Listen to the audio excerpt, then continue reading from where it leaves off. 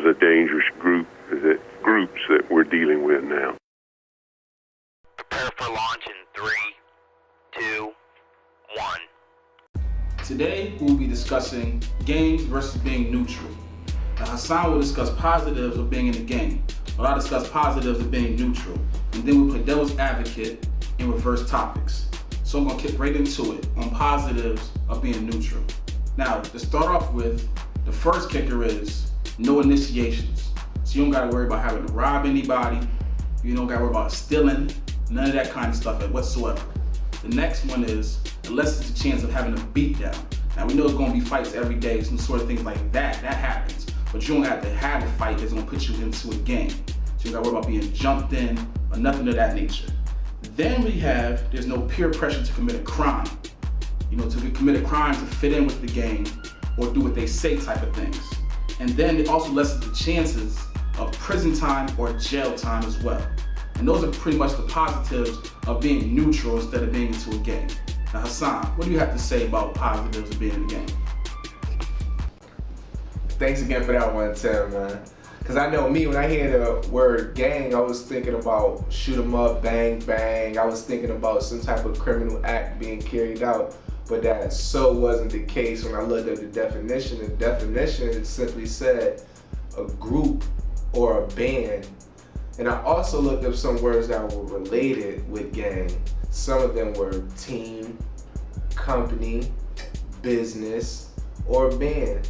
So I know you could think of a favorite team, mine's Lakers. I know you could think of a favorite company, mine's HDCT.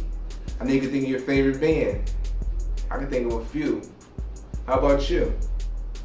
Well, right now I'm about to just get back with Tim. We'll be discussing what it is to be in a gang and what it is to be neutral. So Tim, let's talk about this. I never really even thought about it like that. Because I was guilty as well of thinking just of bang bang shoot up type games, you know what I'm saying? So, but I'm also gonna talk about some negativity or negative parts of being in a game. Unfortunately, it's shoot 'em up bang bang, but still that's what, is in the community nowadays. So I'm gonna talk about that. So first off, the first negative is being guilty by association.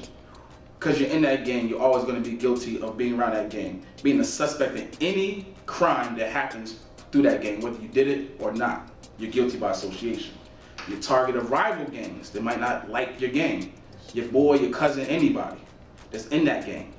You're a target of your own gang if you don't conform or attempt to quit as well. Once you're in there pretty much for life. They don't really tell you that, And then at the end of the day, family can get targeted. That's the main thing. So why don't you tell me some negatives of being neutral?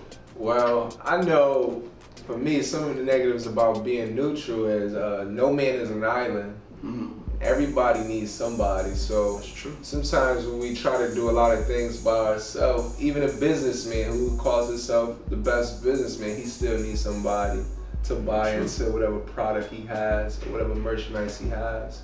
So everybody kind of needs somebody. And within a group, you may get different people to do different things. Like you may have a cameraman, you may have a host, you may have a whole bunch of people come together as a gang in order to accomplish a bigger goal, like some civil acts or gangs and civil leaders, things like that. Really, really great points that I never even thought of. So now I'm going to tell you about some situations, some scenarios when I was younger. My first encounter with the gang actually happened when I was in the 7th grade. Walking home from school, I encountered a gang walking across my path, and I tried to ignore them because I was kind of outnumbered. But me being outnumbered, the neutral, one of the negatives of being neutral, they gravitated towards me and basically continued to jump me, sort of thing. That was my first encounter, which was kind of crazy. Why don't you tell me one of your encounters you had? Well, for me, sometimes I do be a lone wolf, although I know the benefit it is to be in a group. Sometimes, a lot of times I be by myself. And a lot of times, people have power in numbers, and they may feel more tougher or more brolic when you're around a lot of different people. But so kind of things like that kind of fall, well, I don't know if it's really a situation, but basically in school when gangs were overrunning my school, and I chose to play basketball in order to kind of curb that and not get caught up in a lot of things that people were getting caught up in. So Positivity. I chose a different gang. I chose instead of being on the street corner gang, I would be with a gang on my team. Yes. So Very positive. You know, remember that. See, sports. You're into sports. Mm-hmm. I'm also gonna give you another scenario about being neutral. Now, there's a situation where one of my friends had got into it with somebody else that happened to be in the gang. You know what I'm saying? I wasn't in the gang. We just had a little group that we grew up together, type of thing. So we didn't want him to end up risk being jumped. So we went up to the school, you know, just to make sure everything was everything. And then some of my friends end up seeing the kid that he had a kind of a beef with, which is a confrontation with, and then they continue to jump him. Now, I'm outside looking in. Basically, I'm not one to jump in on anything because I don't think that's fair. So I call myself being neutral. But me being neutral, I was guilty by association because I was with them at the same time. Even though I didn't, the cops came, I'm still getting arrested with them. That's just the flip side of things. yeah, true. I mean, I see a lot of people get caught up with being in a gang as far as a lot of youth want to be inside of gangs of the streets that out here doing a lot of not so good things. But the thing about a gang is a lot of snitching going on. Definitely. And if you are going to commit crimes, 'cause I'm not telling you to commit a crime, but you can't tell on yourself. That's it. Definitely. You can't tell on yourself? You just can't. So now we're going to definitely kick into some signs of if your loved one might be in the gang and some signs you should probably be aware of as a parent, a friend, a relative. Now, if they begin hanging out with new groups of friends, it's not automatically, you know, something you should be aware of, but you should just be aware of who their friends are, Right. sort of thing. You know, if there's any marked change in their behavior, personality, you know, snapping and getting angry quick, you know, if they frequently show signs of being bruised or injured, might be something you want to think of.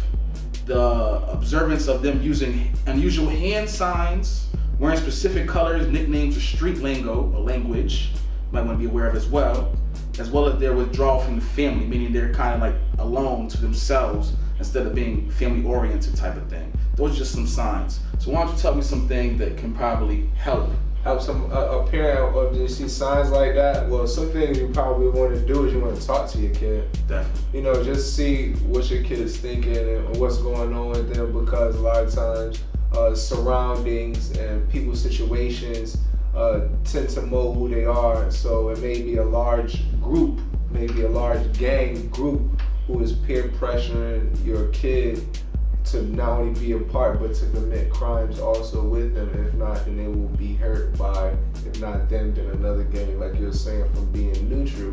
So they may just try to be a part because they want to be a part of something. But we suggest that parents involve your kids in different groups. Definitely. That can help them get life skills or help them out in some type of hobby they may like. You will want to try to work with them in hoops. Work with them with that instead of, because not all groups are bad, but they are negative groups. So this is where you want to put them in a positive group and kind of curb that energy.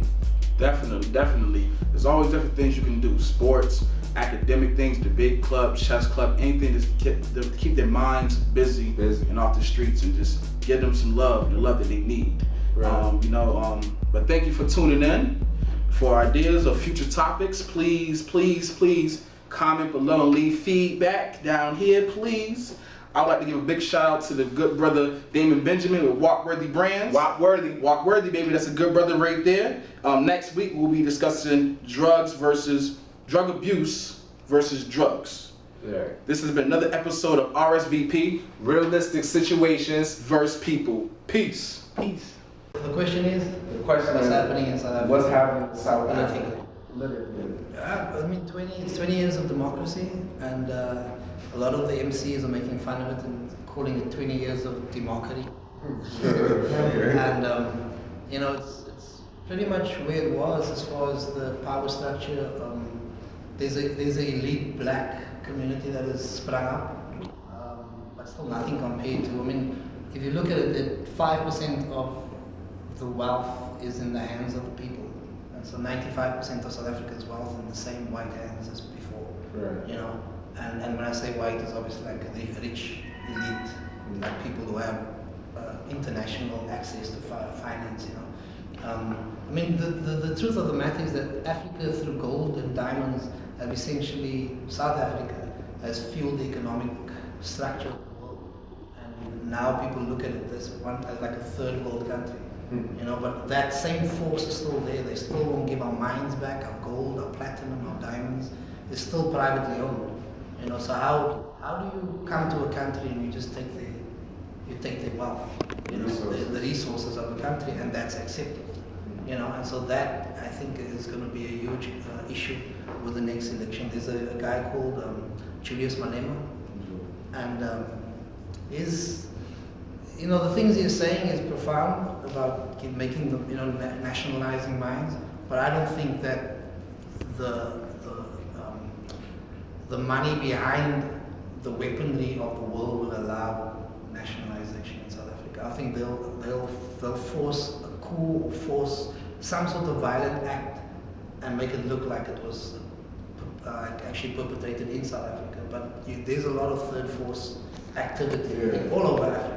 Right. You know, Africa is fed the world as well. You know? And so, like that